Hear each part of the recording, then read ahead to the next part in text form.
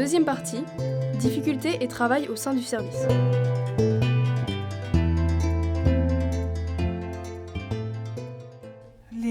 Les difficultés liées à mon métier, je vais parler de mon métier d'infirmière en psychiatrie. On pourrait les classer dans deux familles. Il y a des difficultés vraiment liées à mon exercice professionnel dans sa spécialité. Donc la psychiatrie, ça veut dire accompagner les gens dans les moments les plus durs de leur vie. Et psychiquement, du coup, ça veut dire, souvent on entend beaucoup d'histoires qui peuvent venir faire interaction avec nos propres vécus. Donc ça pose la question de comment je trie mon histoire et celle de l'autre et que je ne mélange pas les choses. Donc ça veut dire être capable d'écouter de manière empathique les gens dans leur souffrance ou les difficultés qu'ils traversent sans tomber moi-même dans une souffrance de misère en fait, qu'on peut entendre et qui nous touche et donc arriver à gérer mes propres sentiments, mes propres émotions, pas faire ce mélange-là. Donc ça c'est, je pense, quelque chose qu'on retrouve dans plein d'autres disciplines, mais du coup en psychiatrie on peut vite être aussi touché parce qu'on vit tous des choses psychiquement qui nous bouleversent. Et on a tous dans notre histoire des proches qui ont vécu des choses comme ça. Donc il peut vite y avoir des résonances. C'est du coup une source de difficulté. On a en plus du coup des gens qui, pour certains, pas tous, on a monsieur et madame tout le monde qui peut vivre des moments de dépression, mais on a aussi des gens qui peuvent être dans des souffrances de type psychotique, donc avec des perturbations de leur rapport à la réalité, avec aussi des croyances désadaptées et du coup des projections aussi qu'ils font sur nous. Donc on peut vite être soit vécu comme persécutant ou intrusant. Alors du coup, ça veut dire qu'en face de nous, on a des gens qui peuvent aussi être virulents avec nous ou rejetants ou menaçants. On peut avoir des passages à l'acte agressifs. Et ça fait partie aussi des sources de difficultés de mon métier, c'est d'arriver à cibler quand est-ce que je suis en danger, quand est-ce que je n'y suis pas, et qu'est-ce que je fais de ça. Ça, c'est vraiment propre à l'exercice d'infirmier en psychiatrie. C'est les deux grosses sources, je trouve, de difficultés. Arriver à pas, moi, me laisser envahir psychiquement par les histoires des autres, et tout en étant quand même dans une bienveillance et une empathie. Et de l'autre côté, absorber des choses que je vais me prendre dans la tronche et pour lesquelles il va falloir que je fasse très attention. Donc ça peut être des insultes, ça peut être des menaces, ça peut être une méfiance, ça peut être... Même dans le positif, ça peut être embêtant. Du style des fausses reconnaissances. Moi j'avais un patient qui était convaincu qu'on avait passé des vacances ensemble à la Martinique. Alors ça peut être très sympathique comme ça sous cet angle, mais sauf que lui il brodait des choses et il m'attribuait une histoire qui n'était pas la mienne, et ça l'amenait à penser des choses de moi. C'est pas simple. C'est un juste milieu de la distance relationnelle avec la personne, tout en ayant une connaissance de la patho, parce que selon les pathologies, il y en a, il faut être très proche, d'autres, il ne faut pas l'être trop. Donc en fait, c'est vraiment hyper technique en fait. Ça paraît pas, mais ça l'est vraiment. On ne parle pas pareil non plus à quelqu'un qui va être paranoïaque que quelqu'un qui est schizophrène paranoïde. Voilà, et ça vraiment c'est une connaissance quoi. Au début ça demande beaucoup d'efforts. Je crois que je faisais des siestes à chaque fois que je débauchais parce que au niveau cérébral je cogitais fort pour vraiment ajuster les choses. Mais à un moment du coup les ponts se font, donc on le fait après naturellement et ça demande beaucoup moins d'efforts. Par rapport à la psychiatrie, d'une manière on paraît plus générale, la difficulté liée à mon métier c'est qu'en tant qu'infirmière, mon planning n'est jamais franchement sûr. Mon avenir est jamais franchement sûr, c'est-à-dire que si demain mon employeur me dit finalement on te mute dans tel service, je suis pas propriétaire de mon poste, donc on a des conditions de boulot qui deviennent de plus en plus dures, il y a de moins en moins de moyens, de moins en moins de personnel, avec de plus en plus d'exigences, des cadences de dingue, donc le risque il est clair, net et précis, c'est le burn, donc on a intérêt de se faire attention, savoir se protéger, savoir dire non à une administration ou un encadrement qui régulièrement nous renverra qu'on n'a pas le droit et en fait pourrait nous amener à vivre l'enfer si on ne se positionne pas. Donc le danger en fait il est là aussi, soit parce que je pourrais moi-même faire une dépression liée au travail si je ne me protège pas, soit aussi parce que je pourrais vite avoir des conditions de boulot qui font que je peux flinguer ma vie familiale, ou voilà, enfin, donc en fait, il faut tout le temps quand même bien faire attention à ça aussi. Il y a 2 options, hein. On apprend et on arrive à se positionner, ou on n'y arrive pas, et ça s'arrêtera rapidement. C'est-à-dire qu'on fera soit une dépression, soit on changera de boulot. Je pense qu'actuellement, quand on parle de la vie des infirmières, il y en a plein, elles finissent même pas l'école, elles arrêtent, parce qu'elles ont vite compris que là où elles vont aller, enfin, c'est assez régulier qu'on dise, finalement, je t'ai changé ton emploi du temps, demain tu passes du matin, d'accord, ok. Alors moi j'ai une nounou, je t'explique, moi le planning je lui donne le 20 du mois pour avant, et moi si je change les horaires, moi de toute façon elle va me faire payer les 2. Ouais, ben ça c'est ton problème. On s'entend dire des choses comme ça. Parce qu'en plus, on finit par même avoir l'agressivité de l'encadrement qui lui-même est démuni parce qu'il n'a pas de personnel, il cherche des solutions. Sa solution c'est tu vas faire ça, et quand on dit non ou qu'on dit, eh ben on se mange, t'as pas le choix, c'est comme ça. Je me suis déjà entendu dire des choses du style pour raison de service, je fais ce que je veux de ton planning. Voilà, on s'entend des choses comme ça.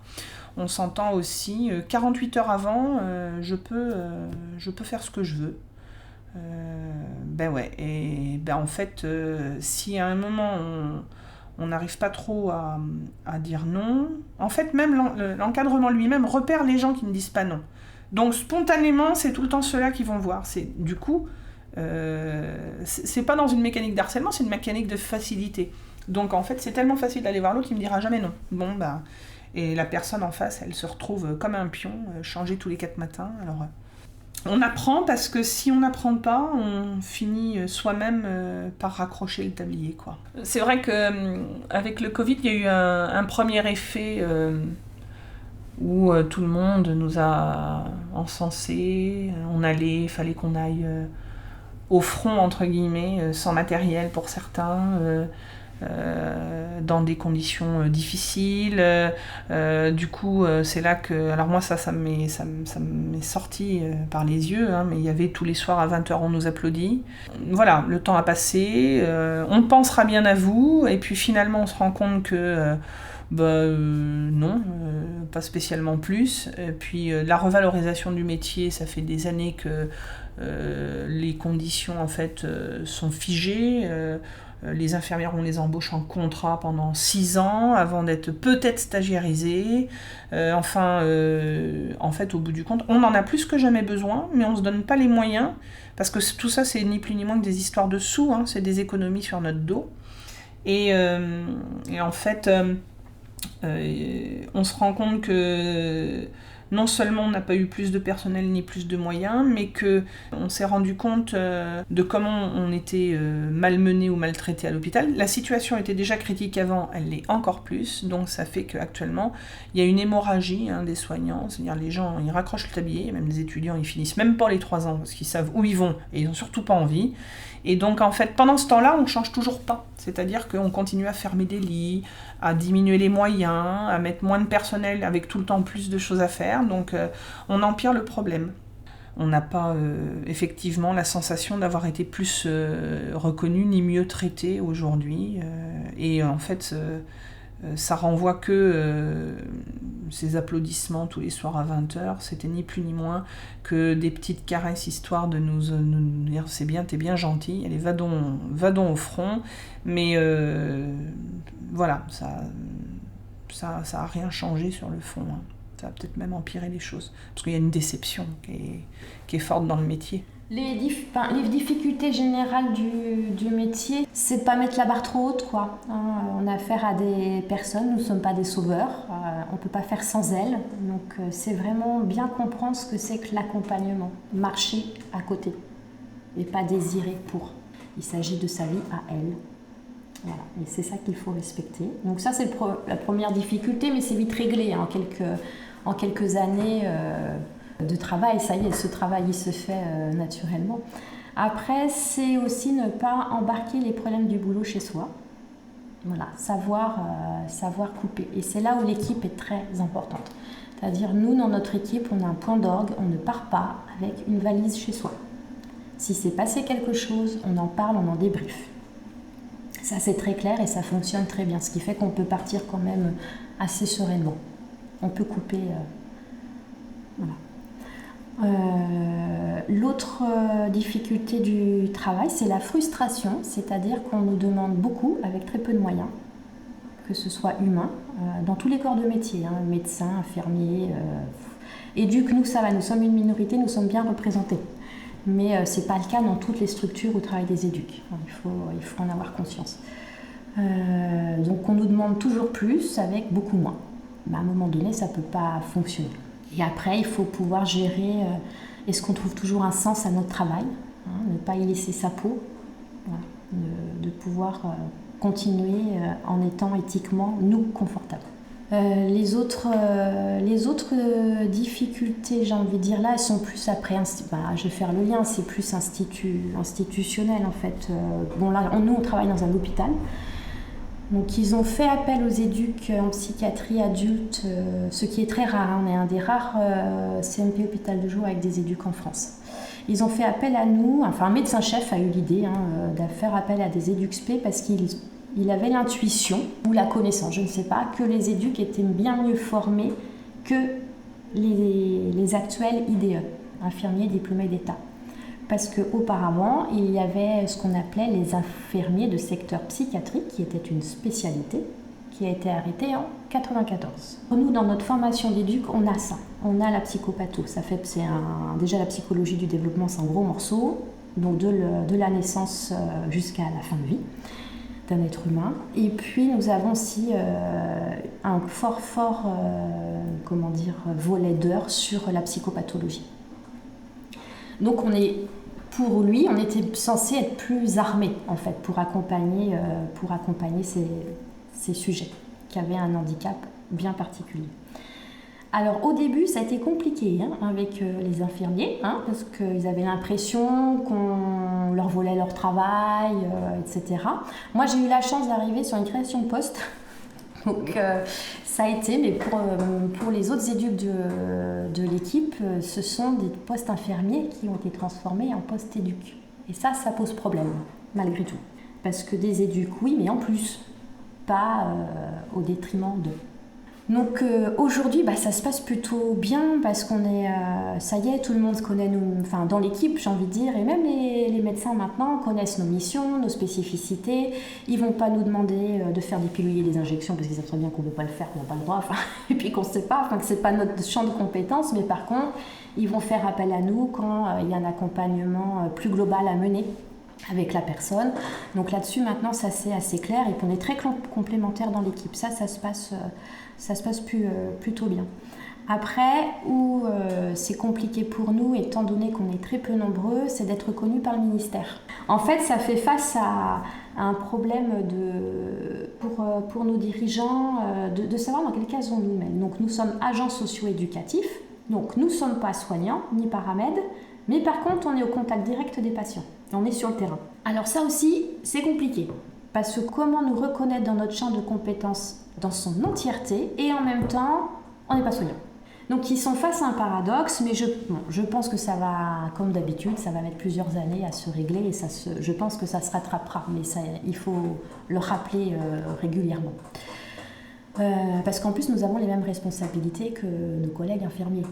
C'est ça, les difficultés, c'est de se faire reconnaître, mais reconnaître dans le travail, dans nos besoins, dans la qualité des soins pour le patient. C'est un combat. Au-delà de ça, les difficultés qu'on peut rencontrer, c'est les personnes qui n'acceptent pas leur maladie. Les personnes qui acceptent la maladie sont faciles à se soigner. Parce que moi, je ne soigne pas les gens, c'est les gens qui se soignent. Je suis là juste pour les accompagner. Je suis un petit peu comme quand un enfant apprend à faire du vélo, on met des petites roulettes. Moi, donc, je fais les petites roulettes du vélo. Et à un moment donné, la personne, elle va rouler toute seule. Donc, on va enlever les roulettes. Donc, moi, je ne serai plus là. Elles vont continuer leur vie. Et pour cela, il y a plein de choses. Il y a l'accompagnement au quotidien, l'accompagnement aux courses, faire des courses, apprendre à faire son lit, apprendre à faire à manger, apprendre à vivre de façon autonome. Moi, ce qui m'intéresse, c'est que les gens deviennent autonomes dans leur vie. La charge mentale, moi, j'ai la chance d'habiter à 50 km de mon lieu de travail, ce qui me permet dans la voiture de décompresser et d'oublier, de laisser tout ce qui se passe à l'hôpital et d'arriver à la maison un peu plus serein. Ce qui se passe peut-être pas pour les gens qui habitent à 5 minutes. Moi, j'ai la chance de pouvoir faire abstraction de plein de choses. Je ne mélange jamais, je n'ai jamais mélangé depuis 25 ans. J'ai jamais mélangé mon travail et ma vie privée.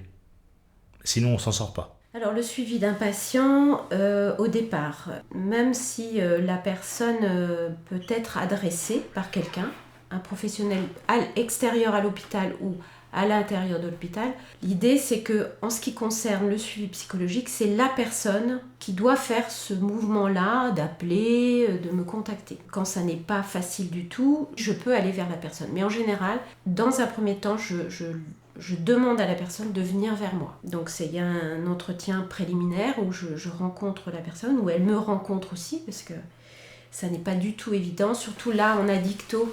Autant en psychiatrie, le psychologue fait partie finalement des professionnels et c'est reconnu. Et en addicto, c'est moins simple parce que le soin a été traité au départ plus de façon au niveau somatique, au niveau de restaurer le corps. Donc on se rencontre, il explique ce qui l'encombre et ce pourquoi il vient vers moi, vers le psychologue, ce qu'il attend, ce qu'il en attend. Donc moi je tente de saisir sa demande, enfin ce pourquoi il est là, ce qu'il attend du psychologue et on convient ensemble d'un objectif. À la fois, ça peut être un objectif concret. En addictologie, l'objectif, il peut être en lien avec le produit. On tente ensemble de saisir ce qui, dans la parole, va pouvoir lui permettre d'aller mieux. Et je tente de voir avec lui, à partir du désordre qui l'encombre, qu'est-ce qu'il pourrait trouver d'autre dans sa vie qui pourrait le tenir dans la vie. Quelle autre solution ? Par exemple, je pense à une situation, un monsieur là qui est venu en cure et qui, donc pendant 20 ans, a utilisé l'alcool comme produit. C'est quelqu'un qui avait très peur de l'autre, très peur de lui-même, qui était une personne transgenre, donc qui avait de grosses difficultés pour assumer les choses, qui ne savait pas finalement qui il était, beaucoup de problèmes avec la famille. Donc il a décidé d'arrêter l'alcool parce qu'il a eu des problèmes cardiaques très importants. Et au fond, ensemble, on a saisi très vite que la question de l'image, pour lui, c'était très important. Et aujourd'hui, par exemple, il est dans l'idée de faire du théâtre. Voilà par exemple un exemple. C'est-à-dire c'est saisir autre chose que la solution qu'a trouvé le sujet par l'addiction ou par la maladie mentale qui l'encombre. Trouver d'autres ressources pour vivre sa vie. Voilà un peu mon travail. Alors, en psychiatrie, dans un hôpital public, on a affaire beaucoup à la psychose. Mais je dirais en addictologie aussi. On ne boit pas 6 litres d'alcool par jour par hasard. On ne s'injecte pas 1 gramme d'héroïne par jour par hasard. Quand je parle de psychose, pour moi, ce n'est pas un gros mot et ce n'est pas déprécier les gens. Il y a autant de psychotiques que de névrosés sur cette planète et il n'y a pas des gens mieux les uns que les autres. C'est une solution encore que quelqu'un a trouvée à un moment donné. Donc on a affaire à la psychose et on a affaire à la psychose décompensée, ça veut dire à un moment de faille extrême où quelqu'un tombe malade. Donc la paranoïa, la mélancolie. La vraie mélancolie, c'est l'idée que le fait même d'exister, ça a un effet négatif sur le monde. Donc la seule solution, c'est de se tuer. Donc la mélancolie, la schizophrénie, toutes ces pathologies où à un moment donné, il y a une fêlure, quelqu'un qui vit des dissociations, des choses dans son corps, où il est habité dans le corps. Mais toutes ces personnes qui vivent cette décompensation, vivent des choses terribles. Il y a des films d'ailleurs qui montrent ça, où on voit de l'intérieur ce que quelqu'un peut vivre quand il décompense. En addicto, je rencontre ces mêmes types de sujets, mais finalement qui, eux, ont trouvé, à travers le produit, une façon parfois de faire taire des troubles psychiques. Mais en fait, moi, les personnes que je rencontre, c'est chaque fois des personnes différentes. C'est-à-dire qu'une schizophrénie n'est pas égale à une schizophrénie, enfin une autre. Et c'est-à-dire qu'à la fois, j'ai un savoir, mais à chaque fois, je rencontre une personne singulière et qui, elle, m'apprend sur son fonctionnement. Aujourd'hui, la psychiatrie, c'est de ça qu'elle est malade aussi, c'est qu'on détermine les troubles psychiatriques et mentaux comme on déterminerait de problèmes physiologiques. On a l'illusion de se défaire de l'humain en tant que tel et de sa complexité. Et du fait aussi que parfois on n'a pas de réponse. Je pars du principe que que chaque sujet est singulier et qu'on ne peut pas avoir de savoir tout fait sur la personne et qu'on n'a pas de méthode en tant que telle. Effectivement, on peut se soutenir de diverses théories, mais en tout cas c'est la rencontre de tout ça et la rencontre avec le sujet qui peut nous permettre d'avoir un peu de recul et de pouvoir saisir comment on peut l'accompagner. On n'est pas des objets, on n'est pas réparable comme un objet. C'est extrêmement complexe et parfois aussi on ne peut pas avoir de solution toute faite en tout cas. Et on a tous nos parts étranges. L'humain est vraiment très particulier. La bizarrerie, on ne veut plus de bizarrerie. On n'accepte plus la bizarrerie. Et pourtant il y en a de plus en plus. Et c'est ça qui est incroyable. Je pense qu'être psychologue, travailler en psychiatrie, travailler en édictologie, c'est aussi se rendre compte que chaque humain est singulier, particulier, avec chacun ses bizarreries, mais je dirais aussi c'est admettre que nous-mêmes, on a nos bizarreries et que ça peut aussi être très riche. Moi, je vais vous parler plus de l'hôpital de jour. Alors, l'hôpital de jour, c'est sur prescription médicale d'un psychiatre de l'institution, du service. Souvent, c'est une personne qui a été en crise, qui a été hospitalisée, qui a été plus ou moins bien stabilisée. Et là, on a une réunion intra-extra et tous les mardis matins, il nous est demandé de continuer le suivi.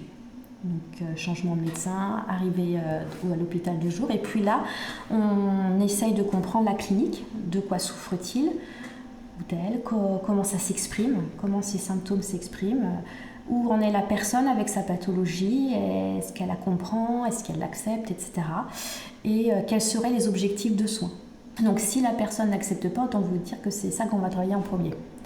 Et puis aussi, essayer d'établir la relation de confiance en étant dans des groupes thérapeutiques, parce qu'avec des pairs, avec des gens qui souffrent aussi, ça permet de relativiser. Ça permet une entraide entre eux. Donc ça, c'est... Puis comme ils sont avec nous, ils nous voient sous un autre jour. On fait les choses avec eux, on est dans le faire. Donc c'est aussi...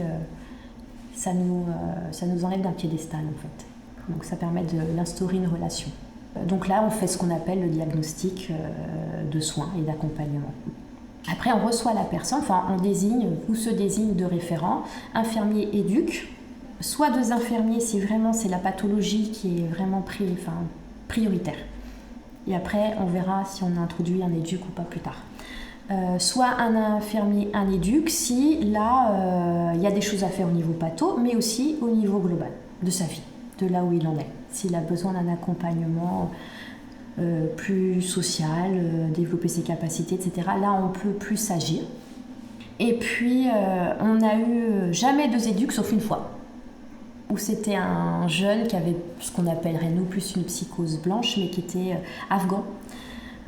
Ses parents avaient obtenu le droit d'asile, mais il était en difficulté pour être en relation avec les autres, sachant qu'en plus il était en classe spécifique pour apprendre le français, il avait 17 ans, il était au collège.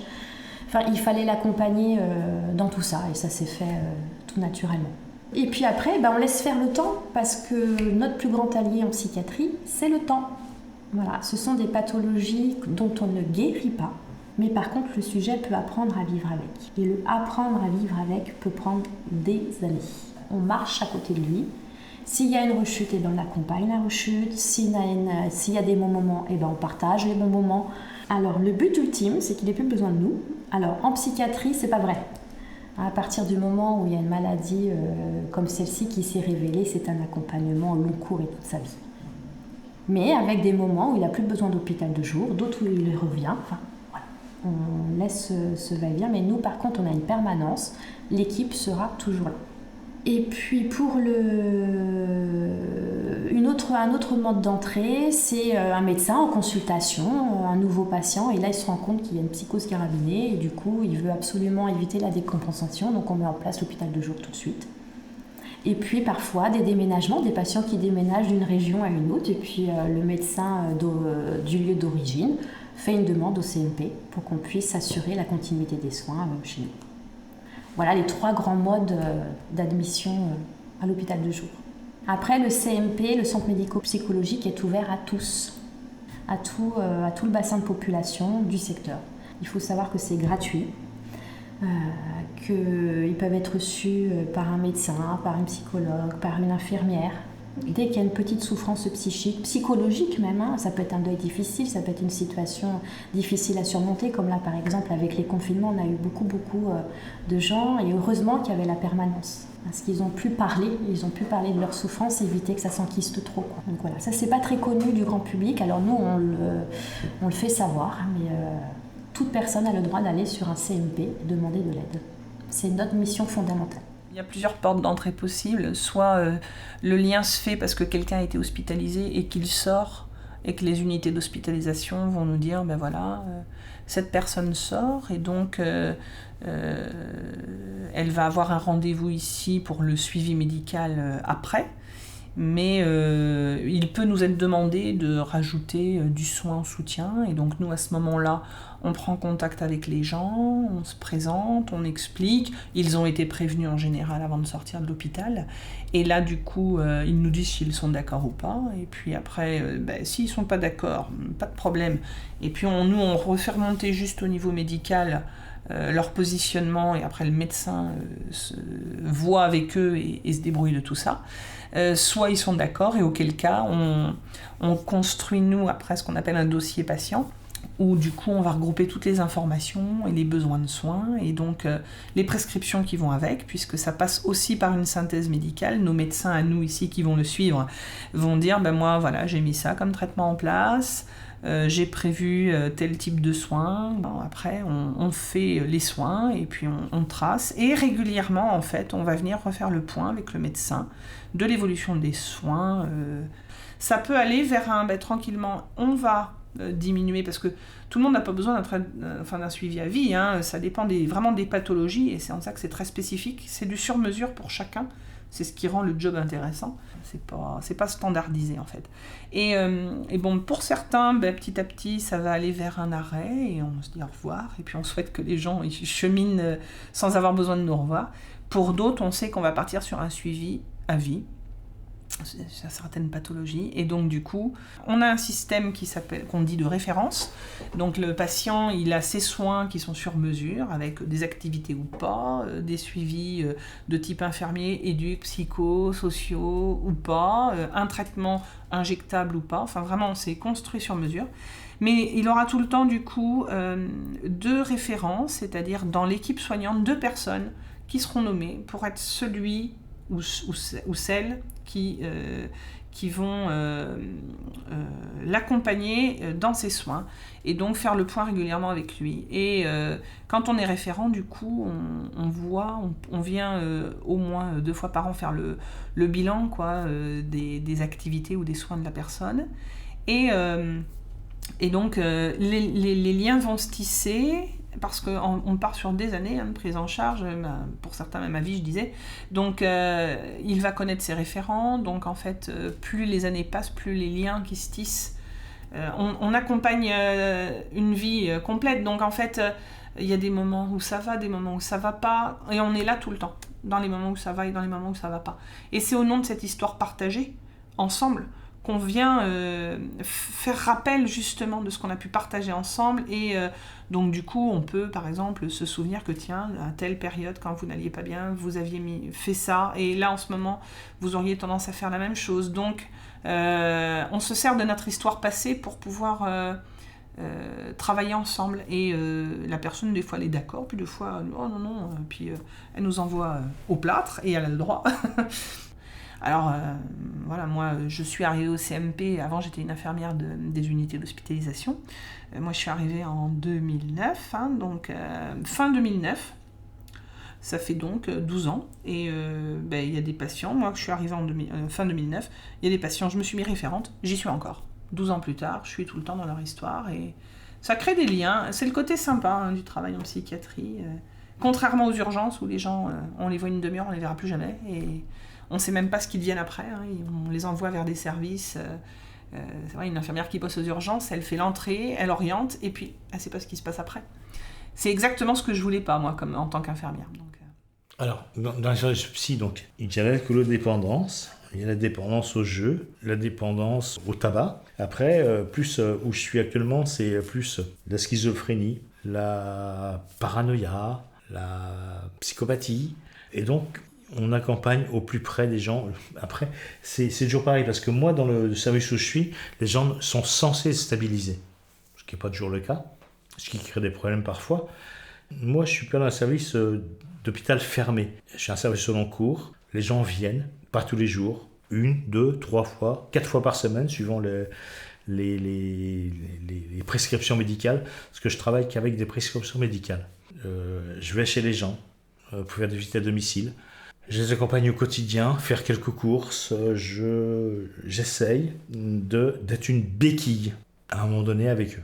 En psychiatrie, il y a une double référence. Quelqu'un arrive et donc on va se mettre en référence de cette personne avec moi qui suis éducateur, enfin moniteur éducateur, avec une infirmière ou une infirmière pour accompagner au plus près du patient. Tous les gens de la structure connaissent les situations. Et par contre, ces deux référents sont plus à même d'expliquer ce qui s'est passé et ce qui est bon, pas ce qui est bon pour eux, pour la personne, mais qui sont plus au suivi quotidien de cette personne. Ensuite, la notion de référence, c'est une question de mots. Hein. Ça va être l'accompagnement, donc les entretiens. Ça va être aussi, pour certaines personnes, les relations avec les curateurs, les tuteurs, les juges, pour certaines personnes, ou le SPIP, service d'insertion et de probation, parce que moi, quand je travaillais en délictologie, il y avait beaucoup de personnes qui étaient en placement extérieur, donc des personnes qui avaient des problèmes avec la justice. J'étais plus à même à travailler avec donc les juges d'application des peines ou les éducateurs de justice pour être au plus près des patients. Alors je veux faire aussi le distinguo quand je travaillais en centre d'hébergement ou en addictologie, la personne vient en alcoolologie, vient pour un soin bien spécifique, donc l'alcoolodépendance. Donc le suivi du patient, ça commence par apprendre à vivre hors alcool, de façon à être pas mieux mais moins mal. Et en fait, c'est apprendre à vivre sans les substances, sans consommer le matin, parce que c'est une question vitale pour certaines personnes. Si elles ne consomment pas le matin, elles ne peuvent pas vivre. Après, au-delà de ça, il faut retrouver, c'est comme une cocotte minute. Les personnes alcoolodépendantes, donc leur seul échappatoire, c'est la soupape, c'est alcool. Il faut qu'on bouche la soupape alcool et développer d'autres systèmes, la lecture, le sport, le cinéma, et donc toute leur énergie va partir par cette soupape qu'on va déboucher tout en laissant la soupape alcool fermée. Ensuite, pour les patients en psychiatrie pure, les schizos, les psychotiques, c'est pas une tare, ça leur tombe dessus comme ça. Et il faut aussi apprendre à vivre avec leurs difficultés, leurs maladies. C'est pas moi qui vais leur faire comprendre, c'est elles qui vont le comprendre tout de suite. Et si elles sont pas OK avec leur maladie, elles vont pas s'en sortir. Il faut apprendre, accepter. En fait, le maître mot, c'est l'acceptation. L'acceptation de la maladie. Je suis malade, et qu'est-ce que je fais pour vivre avec cette maladie ? Quelqu'un qui est diabétique ne va pas se ruer sur le sucre parce qu'il sait que ça lui ferait du mal. Quelqu'un qui est alcoolique ne va pas forcément se venger sur l'alcool. Donc il faut apprendre à vivre avec ma difficulté et comment je fais, et je déploie des stratégies pour éviter les produits qui me font du mal. Alors, le travail avec, je parle pour moi, le travail avec les éducs, pour moi, je le fais quasiment de la même manière qu'avec mes collègues infirmières. Pour moi, on est une équipe pluriprofessionnelle et on est tous dans le même bateau. Donc on travaille tous ensemble, on partage. Après, il est évident que selon les métiers, on a des compétences plus spécifiques. Du coup, l'idée, pour moi, c'est de communiquer. Hein, c'est-à-dire, on se parle, on se dit où on est à l'aise, où on n'est pas à l'aise, on se dit ce qu'on perçoit, ce qu'on comprend pas, par rapport à quand on travaille ensemble sur, par exemple, l'accompagnement d'un patient. Et l'idée, c'est de croiser les regards.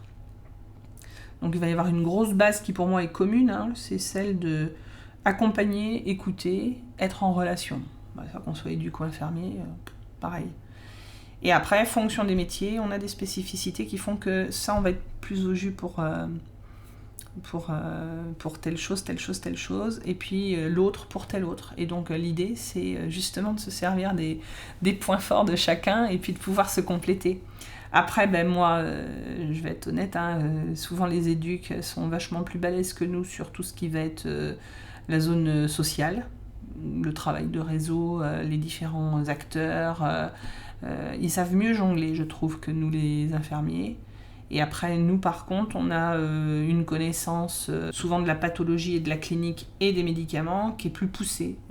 Et du coup, voilà. Mais à travailler ensemble, en fait, on s'apporte les uns les autres. Donc un éduc qui bosse en CMP pendant plusieurs années, ben, il va être obligé de développer des compétences en connaissances cliniques et même en traitement.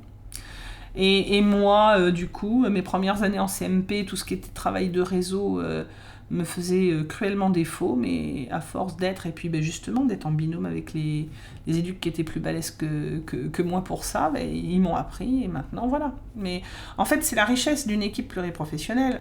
On a des zones communes, un terrain commun, et on a tous des spécialités un peu différentes. Donc du coup, c'est d'aller chercher les outils là où ils sont. Donc moi, quand j'ai besoin, tiens, je vais voir... machin, il va être plus balèze que moi pour ça. Ben, c'est un peu notre force actuelle parce qu'on est regroupé. CMP, c'est ATTP 102 jours. Ce qui est pas une source sûre en ce moment de rester regroupé. La tendance aurait envie de vouloir un peu splitter les 3 services. Mais moi, je trouve que c'est vraiment une richesse d'être ensemble puisque justement, on est du coup une grosse équipe et on va pouvoir s'épauler les uns les autres de manière bien plus souple que si on est 3 petites équipes. C'est vrai, hein, dans plein d'endroits, les éducs sont arrivés au niveau du soin bien après. Avant, il y avait souvent que des infirmiers psy, mais d'ailleurs les ISP, les infirmiers de spécialité psychiatrique. Spécialité qui a été gommée avec le diplôme du coup de 92. Et moi par contre, comme je suis arrivée, ce que j'ai dit quand je me suis présentée, moi j'avais fait mon école pour faire ISP, puis quand je suis rentrée à l'école, ça n'existait plus, donc j'ai fait infirmière DE, parce que j'avais pas le choix. En fait, sur Thouars, du coup, je faisais mes stages de psy au niveau de Thouars, et on avait la chance, à l'époque, d'avoir une psychiatrie plutôt moderne et avant-gardiste, puisque c'était l'idée de la thérapie institutionnelle, donc on était sur partager tous ensemble, y compris, donc il y avait déjà des éducs. Donc moi, du coup, j'ai toujours connu les éducs. Mais je sais qu'effectivement, ils sont arrivés après dans plein d'autres endroits en France, ils sont arrivés après.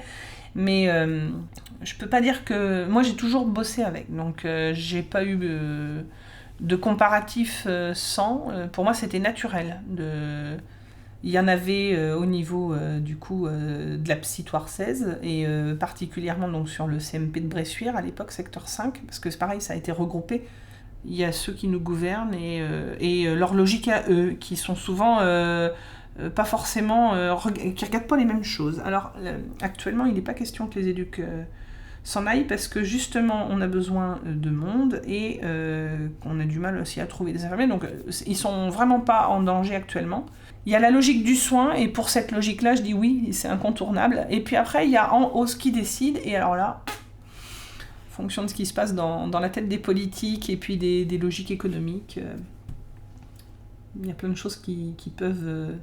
des fois dérivés, donc je ne sais pas ce que l'avenir va nous apporter. Mais en complémentarité, vraiment. L'infirmier, il va être plus sur la pathologie proprement dite, hein. Le traitement, comment s'exprime la pathologie, les symptômes, etc. Le soma, ils sont quand même plus doués que nous en soma aussi, parce qu'il y a des problèmes somatiques, hein, il y a des comorbidités. Et puis nous, on va être, alors ça, la clinique, etc. Et le global, mais en fait, on se rend compte qu'on passe d'une passerelle à l'autre hyper facilement.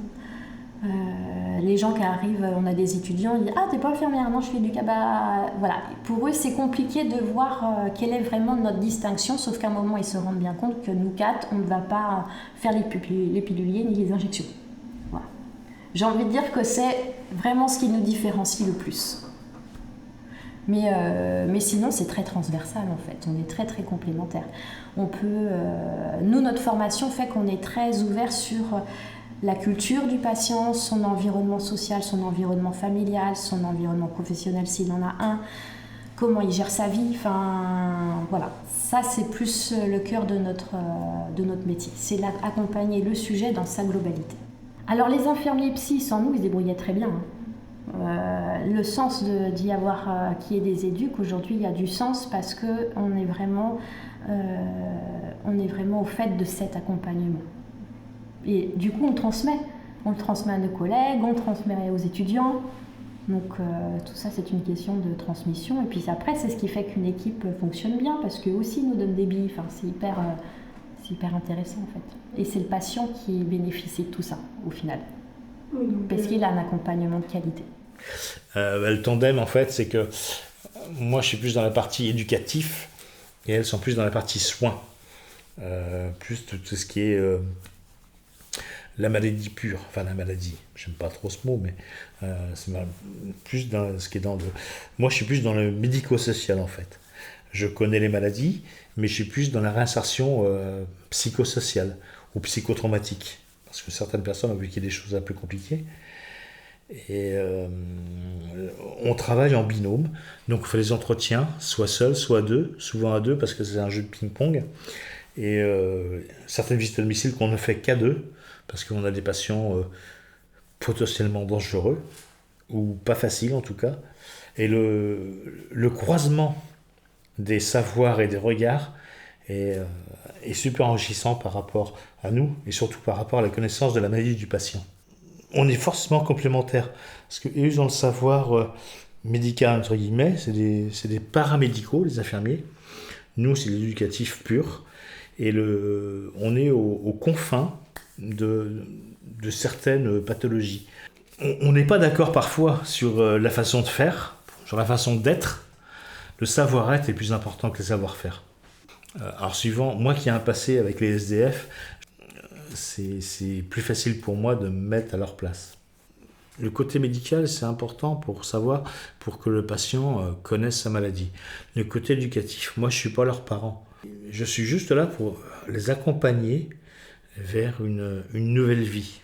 Parce que les gens, souvent, ils ne savent pas ce qu'ils veulent.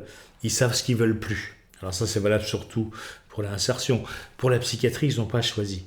On ne choisit pas d'être schizo ou d'être psychotique. On ne choisit pas. Ça tombe dessus à un certain âge et puis ça peut aller mieux au fil du temps. Moi, je suis juste là pour les accompagner. Je ne fais rien à leur place. Moi, je suis un gros feignant.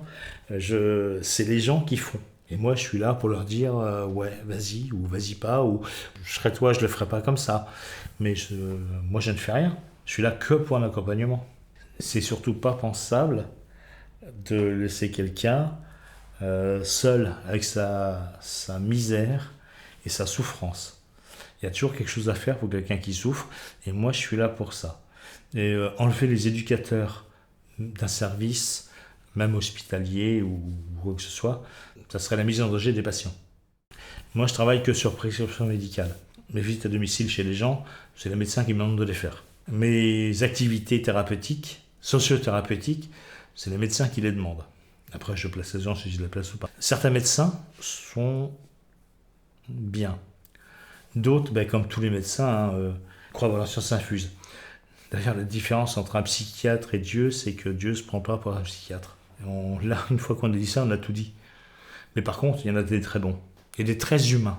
L'humanité dans notre métier, ouais. Il y a le médecin, il y a l'infirmier, il y a l'éduc. Après, peuvent venir aussi des psychologues, des psychomotriciens, des ergothérapeutes, des gens du secteur de sportifs pour réapprendre à la personne à vivre normalement. Il n'y a pas de trio.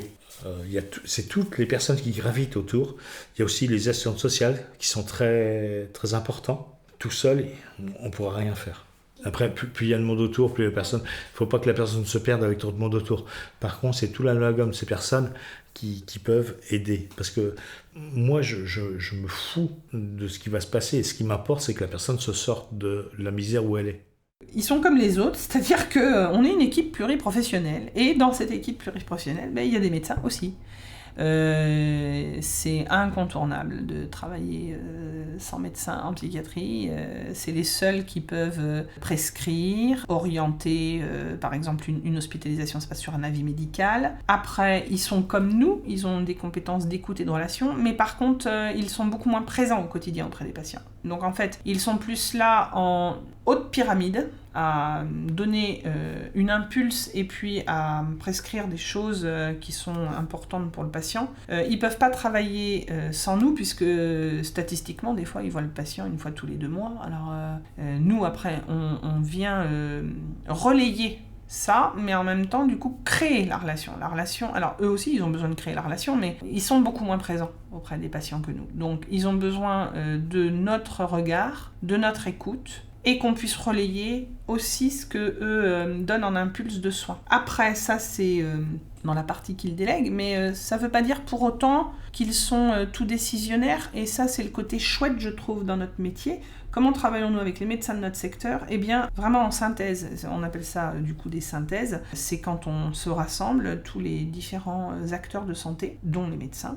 On en fait toutes les semaines. Et le but d'en faire toutes les semaines, c'est de pouvoir régulièrement avoir des temps d'échange et soit de parler des urgences, des besoins plus prioritaires, ou soit de faire le point de tout le monde, petit à petit, semaine après semaine. Ils sont aussi à écouter ce qu'on peut nous renvoyer, avoir comme avis, avoir comme impression. Je pourrais dire comme ça que finalement, la psychiatrie, ça pourrait paraître subjectif, parce que finalement, c'est fonction de ce que j'entends, ce que je pense, ce que mon regard voit, ce que mes oreilles entendent, qui me dit que ma voisine va entendre ou voir les mêmes choses. Bah justement, c'est tout l'intérêt de notre richesse de travail en équipe pluriprofessionnelle, c'est qu'on est plein d'acteurs autour. Il y a plein de regards, il y a plein d'oreilles, d'écoute, et on vient les rassembler sur ces synthèses, y compris celles du médecin. Ça nous permet d'objectiver ce qui pourrait être subjectif si c'était chacun individuellement. Le médecin va donner, lui, ce qu'il a envie de faire, parce que finalement, au bout du compte, c'est quand même lui qui prescrit.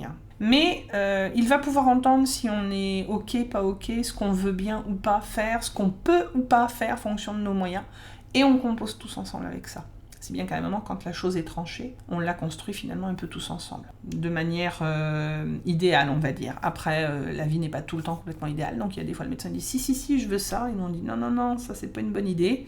Finalement, au bout du compte, on arrive tout le temps quand même à converger vers des points d'entente.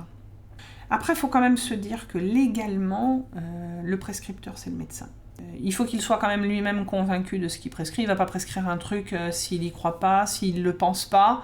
Je dirais quand même que le dernier mot, c'est quand même le médecin qui va le poser sur la part prescrite. Sur la part du rôle propre, moi de mon métier, le médecin n'est pas mon supérieur hiérarchique, effectivement. Mon supérieur hiérarchique, c'est le cadre et l'infirmière générale qui est au-dessus. Il y a une hiérarchie à l'hôpital, mais le médecin n'est pas mon supérieur hiérarchique. Par contre, c'est quand même lui qui va trancher sur certaines choses parce que ça reste sa responsabilité qui va être engagée. Alors, j'ai envie de dire que tout dépend de la personnalité du médecin.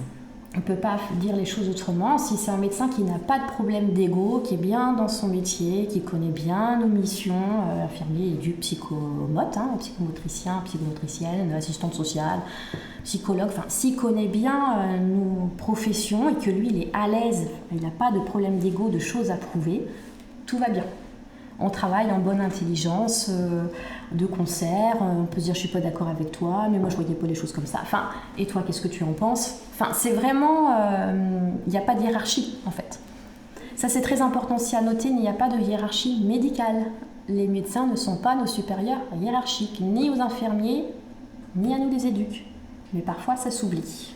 Par contre, si un médecin est plus dans la toute-puissance, qui veut tout gérer, qu'il ne fait absolument pas confiance qui n'écoute pas les paramédicaux, les soignants, nous, là par contre ça devient compliqué.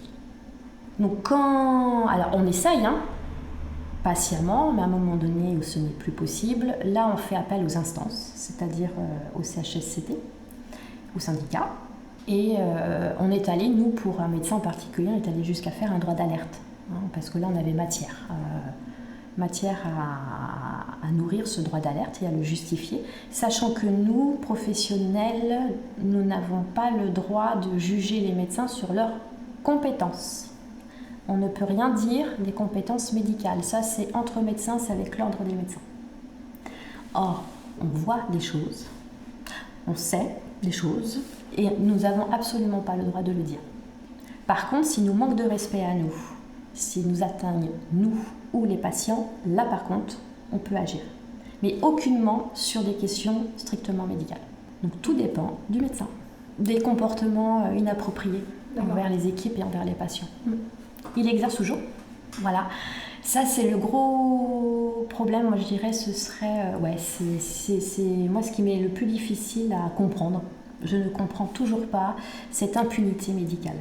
Ils sont ultra protégés. Ils sont intouchables. C'est une caste. c'est une caste professionnelle absolument intouchable à partir du moment où ils sont praticiens hospitaliers. Voilà, ça c'est incompréhensible. Enfin, il faut savoir qu'aujourd'hui les syndicats de médecins sont parmi les syndicats les plus puissants. Et en plus, ils sont représentés au Parlement, à l'Assemblée nationale et au Sénat.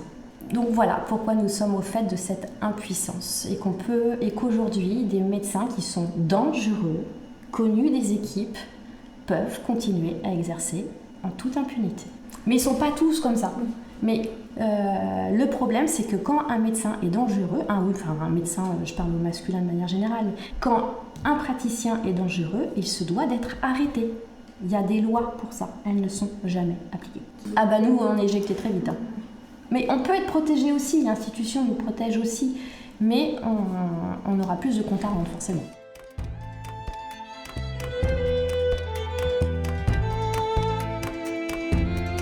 Merci de votre écoute. Fin de la deuxième partie du documentaire sonore réalisé par Luce Tomaso.